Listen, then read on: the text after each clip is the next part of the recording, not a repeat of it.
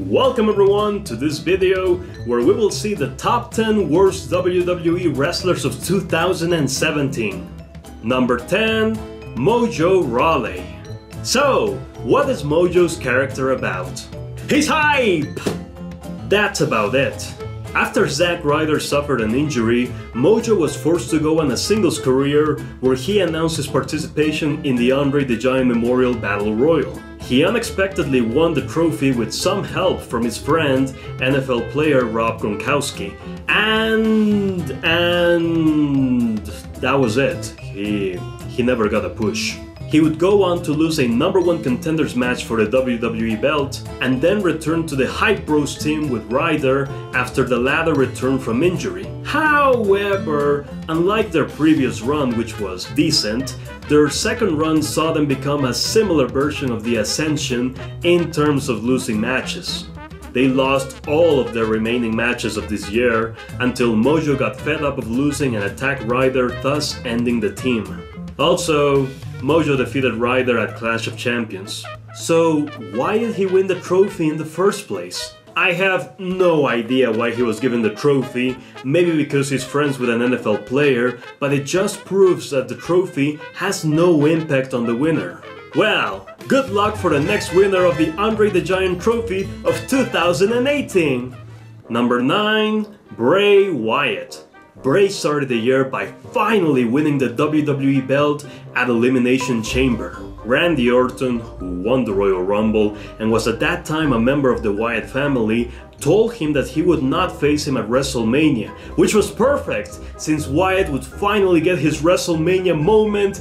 And who am I kidding? Orton immediately broke the promise by challenging Wyatt for the belt because his mastermind plan was to join the team and destroy them. Sounds a bit cruel, but what do you expect from the Legend Killer?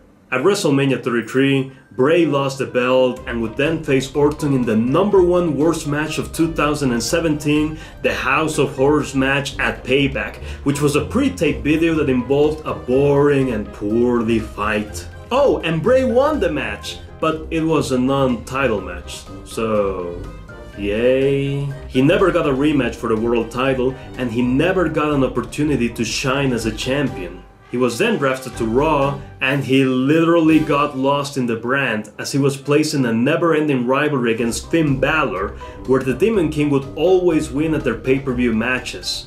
So yeah, Bray is back on the same spot where he claims to provide fear but ends up losing all of his matches. Number 8, Jinder Mahal. So the WWE wanted to make money in India. Okay, who is from India? No. Okay, who has at least Indian heritage? Christian, you're Canadian. Which reminds me of...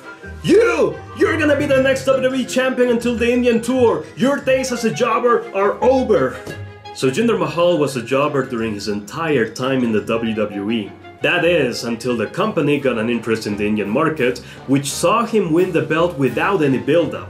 After jobbing his last match against Mojo Rawley on April 11, he immediately won a #1 contenders match for the belt on April 18 and won the WWE title from Randy Orton on May 21 at Backlash. Wow! Jinder was so lucky that the Great Khali was not signed in the company at this year. The problem was that without any build-up, he was never seen as a threat or as a credible champion, and he performed below average matches as he lacked chemistry against his opponents. His title matches were not that good and had the same running gag, which was Jinder getting some offense for a brief time, then getting beaten up for the majority of time by his opponent, and then getting a last-minute interference from the Singh brothers, or at one point from his brother-in-law, the Great Khali, which would allow him to retain his belt. As a result, the championship belt lost a ton of prestige, just like the ECW belt. Despite of the criticism, Jinder remained as a world champion for the upcoming Indian tour. Unfortunately, he suddenly lost the belt to the #1 best wrestler of 2017, AJ Styles, went to India without a belt around his waist, and lost against Triple H at home. So I guess that the WWE got all of the money from India, which meant that Jinder was no longer needed and that his push has been officially gone. Furthermore, he lost his title rematch against AJ Styles at Clash of Champions. Well, Jinder, I guess you're back to jobbing against El Torito. But hey, at least Jinder can claim for life that he was a former WWE champion. So yeah, if you ever find yourself as a jobber in the WWE, but suddenly realize that your country makes more money than India, just consider yourself lucky because in about a month, you will become a WWE champion. Which reminds me... Hello? WWE? I just discovered that my country makes more money than India. Wait, I'm officially going to be the next WWE champion at WrestleMania 34? And at the main event! Wow, words can't describe this push. Thank you. Thank you, WWE. Thank you. So, ladies and gentlemen, you're officially looking at your next WWE champion. Spoiler alert! Number 7, Bayley. Bayley started the year perfectly by winning the Raw Women's title at Raw and retaining the belt at both Fastlane and WrestleMania 33. Viewed as the next John Cena of the women's division, you be the judge, Bayley should have been booked the way John Cena was booked after winning his first WWE title at WrestleMania 21. Instead, she lost the belt to Alexa Bliss at Payback and was ruined by the #1 worst segment of 2017, Bayley, This Is Your Life. The ripoff had a decent acting, but a horrendous script that made Bayley look like a complete loser. Basically, she threw away her friendship in favor of watching WWE, way to promote a product. She would never stop crying in school unless her father was there. What a baby. And she never got to kiss a boy because her father would always follow them on their dates. Creepy. So after mentioning these facts from that segment, you totally want to support Bayley, right? Eventually, Bayley showed up and got whacked with a kendo stick. At Extreme Rules, she lost her rematch in a kendo stick on a pole match in just 5 minutes. And then, to add insult to injury, she explained that she was against violence and that she doesn't want to inflict pain and... What are you, Mother Teresa? This is a wrestling company. Bayley, what is wrong with you? You were in the first ever women's 30-minute Iron match against Sasha Banks at NXT TakeOver, what was it? Hustle, Loyalty, Respect! NXT TakeOver Respect, where you ended up winning the match. I am completely sure that your opponent Sasha Banks must have gotten a lot of pain from that 30-minute match. More importantly, why are you a wrestler? The damage was done, and as a result, she would never recover from it. Her misfortune continued as she would get injured before her title match at SummerSlam. She then returned on September and was randomly added in a fatal 5-way match for the belt at No Mercy, where she was once again pinned by Alexa. She was also the first person of the Raw Women's brand team to be eliminated in 5 minutes at Survivor Series, and she was recently demolished by Scandalous Paige. Let's hope that Bayley, the best in sportsmanship and most likely to apologize, is able to get a better booking for the upcoming year of 2018. Number 6, Dolph Ziggler. This is more of a shame because Ziggler is one of the best WWE wrestlers who has been working in the company for more than 10 years, and yet they continue to book him poorly. This year he was giving a silly gimmick where he would dress up as any past or present wrestler, imitate them, and then complain on how people would cheer for that wrestler instead of cheering for him. Now, why would Ziggler imitate other wrestlers? He's clearly already popular as Dolph Ziggler himself. As a result of this gimmick, it just makes him look like a loser who's desperate for attention. In addition, he continues his tradition of losing almost every single match. At least, Ziggler was able to become the United States champion at Clash of Champions. Ziggler, when will the writers ever take you seriously? The world will never know. Number 5, Enzo Amore. On 2007, Hornswoggle won the Cruiserweight title, which saw the end of the belt as it was vacated and retired.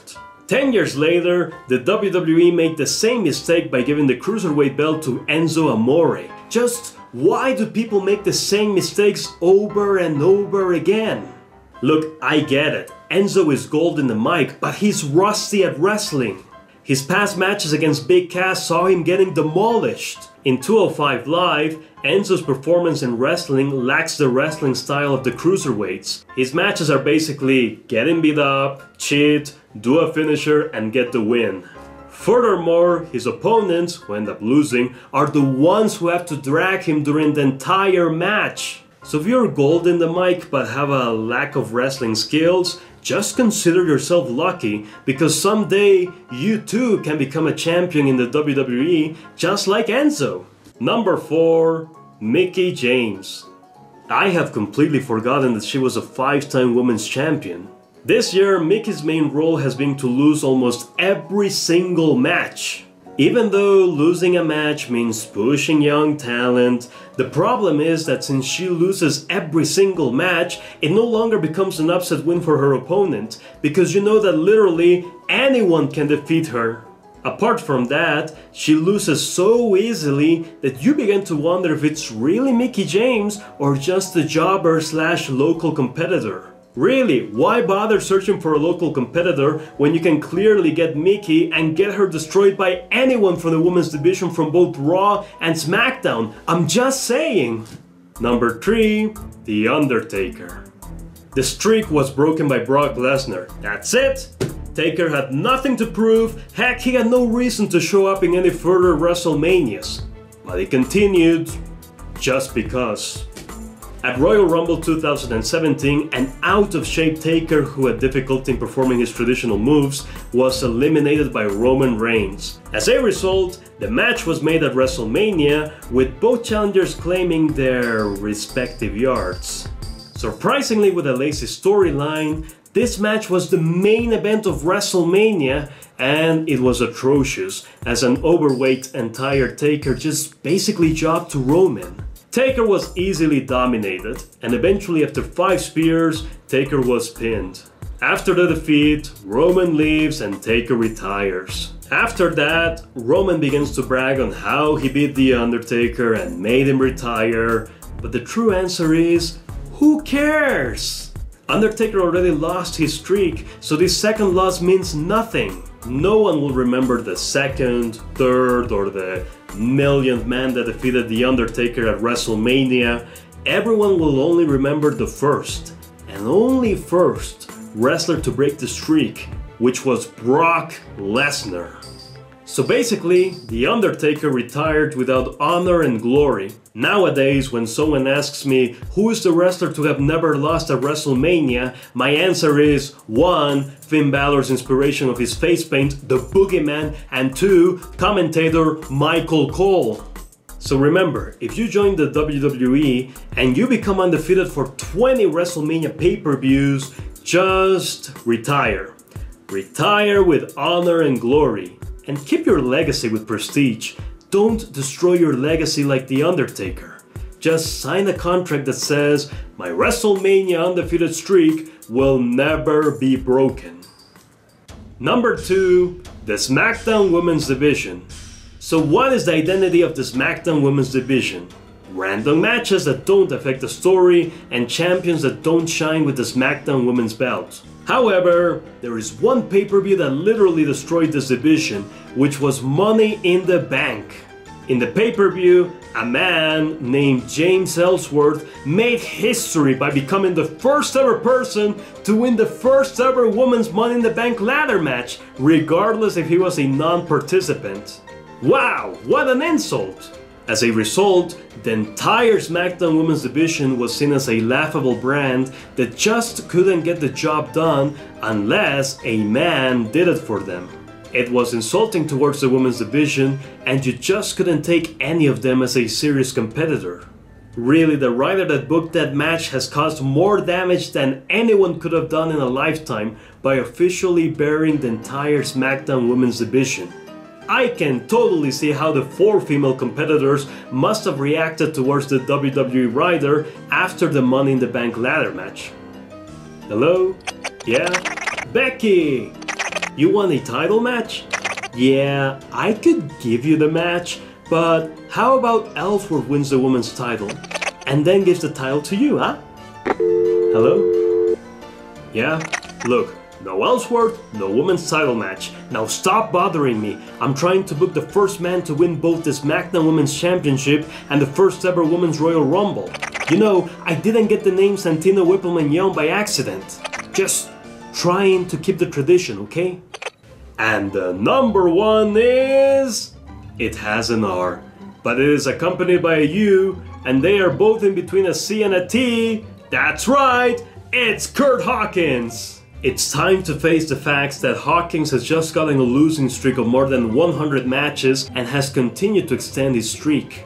I don't know what his purpose in the WWE is, and literally he has done nothing but lose to anyone he faces either on Raw, SmackDown or Main Event.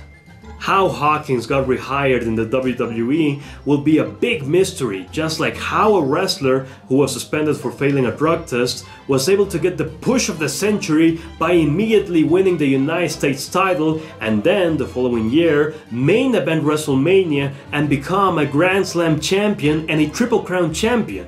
Or a bigger mystery like who threw the pie to Kevin Owens? Back to the topic, it looks like Hawkins will remain in the WWE for a long time and it doesn't seem like he's getting a future push at any time soon. I just hope that at WrestleMania 34, the referee would count 1, 2, 3, ring the bell, then Michael Cole would say, and the streak is broken, and then Lillian Garcia or JoJo would say, here's your winner, Kurt Hawkins! Now that would be a perfect way to break his losing streak at the grandest stage of them all, WrestleMania.